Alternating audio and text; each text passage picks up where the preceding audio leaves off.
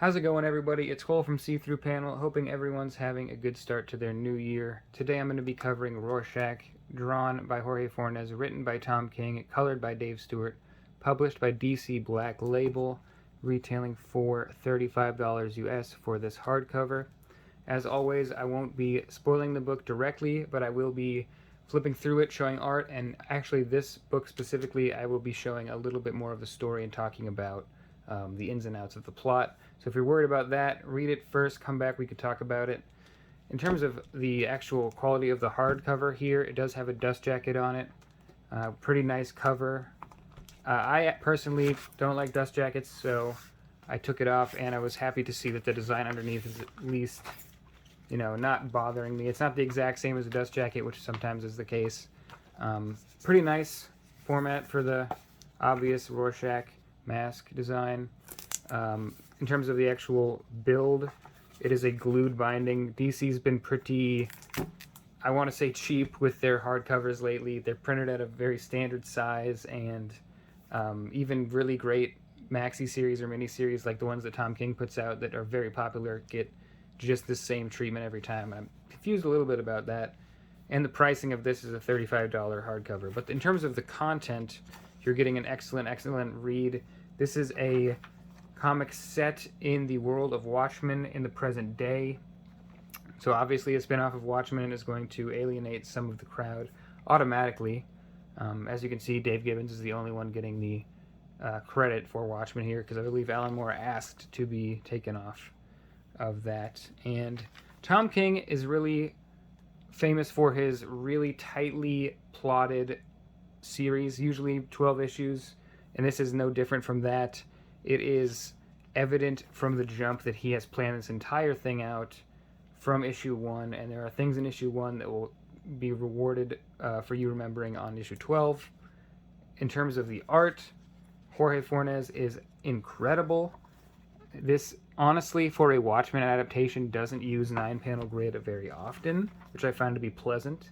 Fornes actually works in these large spreads and these kind of different panel structures. See in here, like kind of the Frank Miller-esque TV panel structure. Our main character is a investigator working for a political candidate who is running to oppose Robert Redford in his 5th election, I believe. And obviously from the jump, no spoilers, he is investigating an attempted assassination on Turley, the candidate. And we're working backwards the entire series, looking for the motives and the connections of the would-be assassins, and kind of just trying to understand why this happened, how it happened. And it really, I think, is a fantastic crime thriller book. I saw a lot of people online saying that it was boring, and I could see that if you're used to kind of a superhero genre, just really a lot of action, really just packing the action in a lot. But if you're used to Watchmen, I don't think this kind of pace will be anything new to you. Considering it's a Watchmen story, I think it's not too slow. I think it works well with the pacing that it has. There is a lot revealed in every issue, and if those reveals, if you want your action to be a fist fight or a gunfight rather than a intense reveal for the structure of the plot, then maybe it won't be as interesting for you. But the continued new evidence and new connections made and new reveals was enough for me to stay interested for the whole thing. Completely gripped. But I am also a Tom King mark. I have not read a series from Tom King that I didn't at least enjoy, let alone think was fantastic. And that's what I thought of this book. It is a wonderful series. It is one of the most interesting plots to come out of a Watchmen spinoff, and I hate that I can even say that, because there's been so many that I can say this is a better one. But there have been a lot, and this is the only one that I would consider. I don't know if I do, but I would consider putting it into the Watchmen canon in quotes, because I really could care less about that. It's not a sacred cow to me. I know it is for a lot of people, but I think it's out there. Let people expand on it. If it flops, it flops. If it's good, you can add it into whatever your little mind canon here, and this is good enough for me to be in that category. So I would like to return to Jorge Fornes and Dave Stewart, because doing a lot of, actually not a lot of 9-panel grids in this book, which I think I like a lot, because originally when Tom King started doing a lot of series for Marvel and DC, well, only one for Marvel, but he stuck to the 9-panel grid just so heavily that it became a bit of a what's the word? It was too easy for him to rely on that. I think he needs to branch out for different things. It alters the pacing and would alter his storytelling if he changed the layouts and didn't always picture every page he was scripting in a 9-panel grid. I think it's good for him to branch out, and I think this works well. Here's a 9-panel grid, but not super well used here. Not well used. It is very well used, but not commonly used. It was becoming a bit of a handicap or a crutch for him, I think, and I'm glad that he's altered his scripting to reflect that kind of the different pacing and the different storytelling that comes out of different layouts, and allow the artist maybe to change these things for themselves.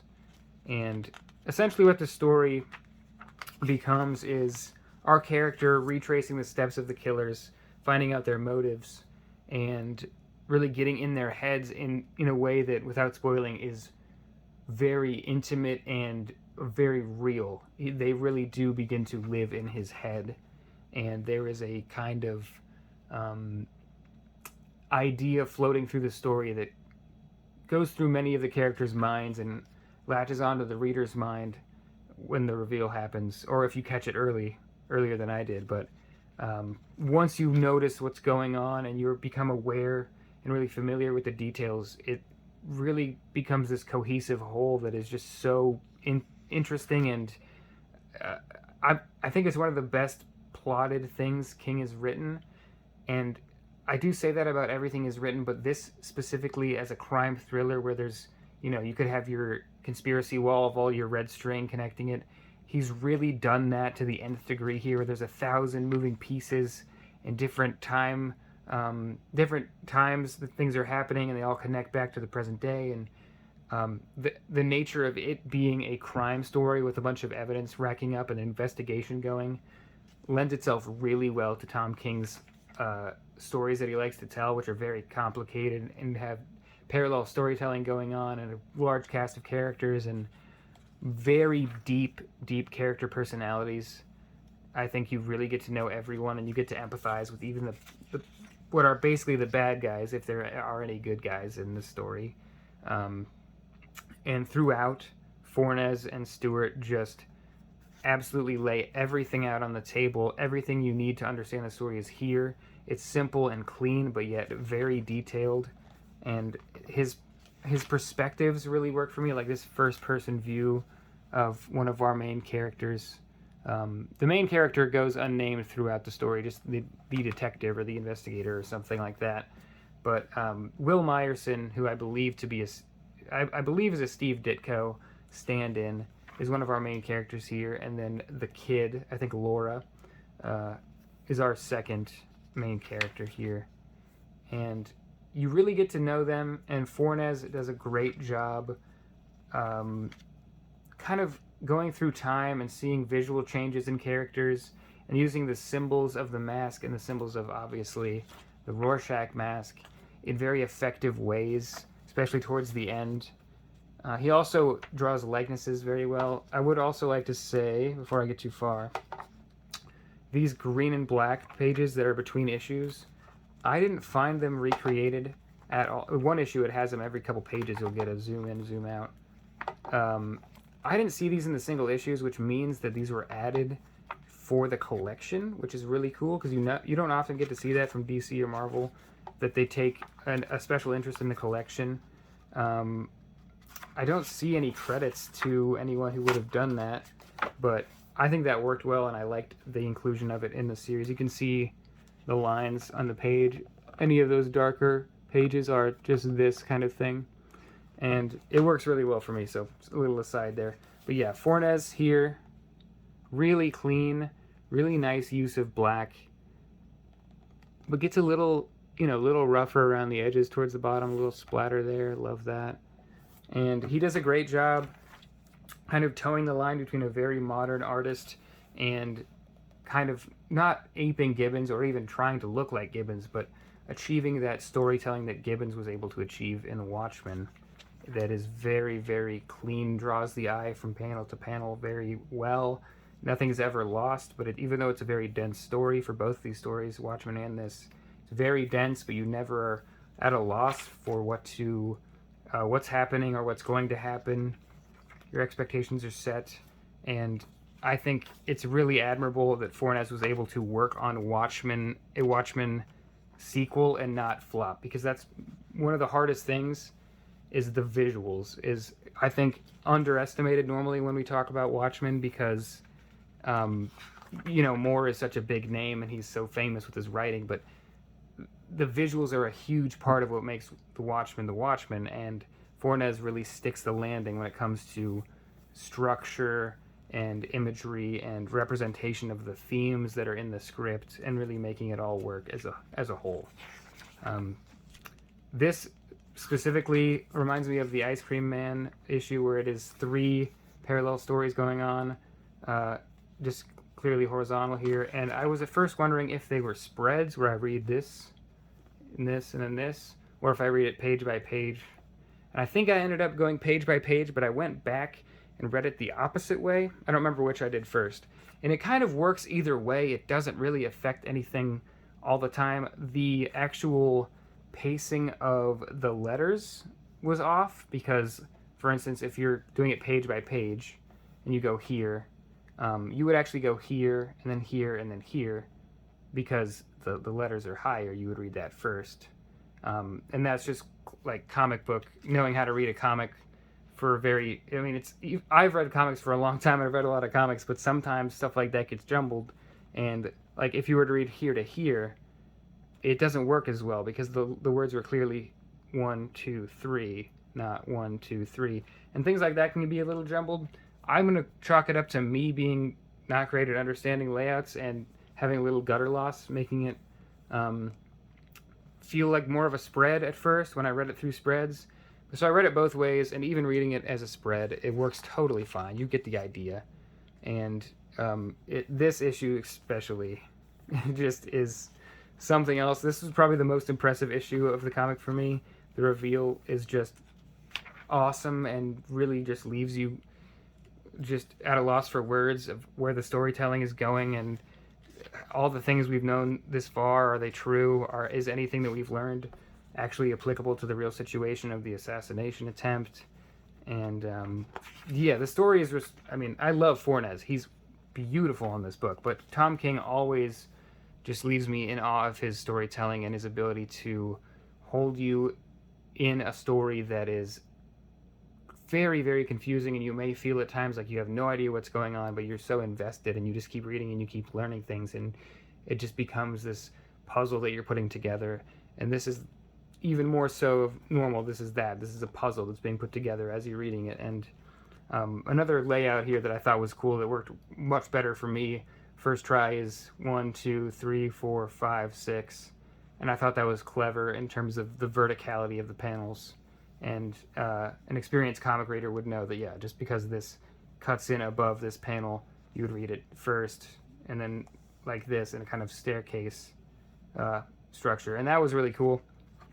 But stuff like that, even if it's messed up and I don't read it right, it ends up working just fine. I ended up rereading a lot of this anyway, because it's just really good, and I wanted to kind of see if I had missed some things that would actually give me some clues to what was going to happen in the future, and I did, and there's a lot of things like that that you can catch on a reread. But I'll probably stop short of showing you the last issue and show you a cameo of one Frank Miller there, literally called Frank Miller. This is Frank Miller in the story too.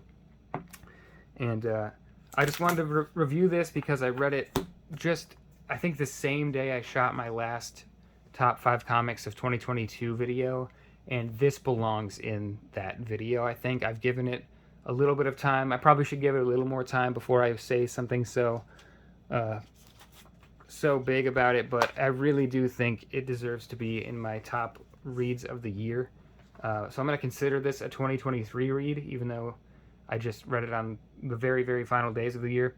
And I might even have it in my end of the year show if it holds up to be what I believe it to be now, which is just a fantastic piece of sequential storytelling in the medium, and let alone a DC Watchmen story. It obviously could have worked as a standalone story in its own universe, and Tom King could have made original characters, but uh, whether there was more money in it or he devised it to be this way doesn't matter to me, because the end product was phenomenal and holds up, I think, to its parent comic, which is high praise. And I'm not saying it's as good as Watchmen. I'm just saying it fits well into the Watchmen world, and I think it is of a quality to fit there. And it just feels like I have to defend myself so much about Watchmen, but I don't. It's not my favorite comic, and I will say that, and a lot of people will be in awe of that, and it's just not.